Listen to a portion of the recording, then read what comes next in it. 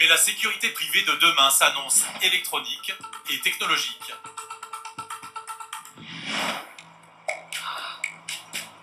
C'est dans ce décor de carte postale que se prépare cette révolution. Nous sommes sur le bassin d'Arcachon, en Gironde. Thomas, 30 ans, ostréiculteur, pourrait bien devenir un de ces pionniers. Bon an mal an, il produit plus de 15 tonnes d'huîtres qu'il écoule principalement en période de Noël. Il y a 5 ans, il a repris l'affaire de son père. Mais le 4 octobre 2017, Thomas a vécu un cauchemar. Cela s'est passé de l'autre côté du bassin d'Arcachon, à 30 minutes en bateau de son exploitation, ici, dans les parcs à huîtres, là où les mollusques grandissent dans leurs coquilles. Voilà, là on est sur mon parc, le parc où je me suis fait voler les 7 tonnes. Comme on peut voir, c'est des poches comme ça. Quand on arrive là, c'est désastre. 7 tonnes, envolées en quelques heures, ce serait le plus gros vol d'huîtres jamais commis dans la région. C'est énorme. C'est la moitié de la production qui est partie imprimée. C'est, disons, 3 ans de travail. Un vol comme ça peut mettre un jeune au tapis. Une perte financière, oui, estimée entre 45 et 50 000 euros, quoi. Plus le matériel, hein, ça, les poches comme ça, elles ont disparu aussi. Hein. Un an après, les voleurs courent toujours. Et désormais, chaque fois qu'il retourne sur son parc à huîtres, il a le ventre serré.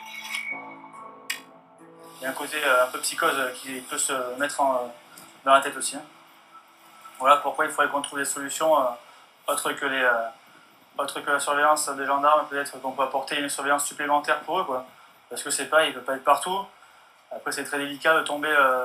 C'est rare qu'on arrête les voleurs sur le fait, quoi. Jusqu'à présent, les gendarmes patrouillaient surtout en décembre, à l'approche des fêtes. Les ostréiculteurs, Thomas en tête, veulent désormais faire appel toute l'année à la sécurité privée.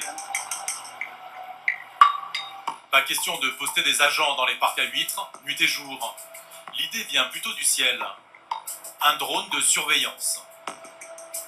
Au port de la Hume, à Gujan-Mestras, Thomas a rendez-vous avec le patron d'une société qui développe cette technologie, Pascal Gabé. Bonjour, vous allez bien? Il est venu présenter avec son équipe sa solution drone contre les vols d'huîtres, jour et nuit, et sur plusieurs kilomètres de rayon.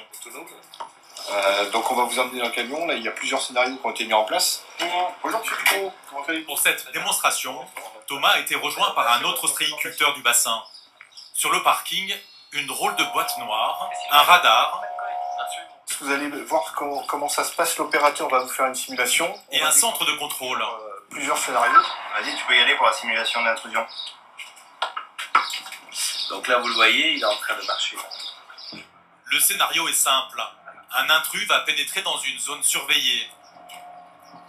Le radar le détecte et alerte le PC. Exactement. Donc là, on a le spectre du radar, on a les 2 personnes qui sont détectées sur la zone, et une fois que vous cliquez dessus,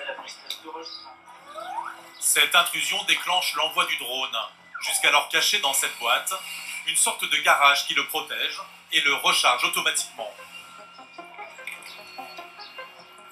et tu vas avoir le retour vidéo du drone très exactement ici. Guidé par le radar, le drone va pouvoir se positionner au-dessus de l'intrus. Donc je vois déjà l'intrus là. Ouais, tu peux t'arrêter là. En ce temps, c'est filmé.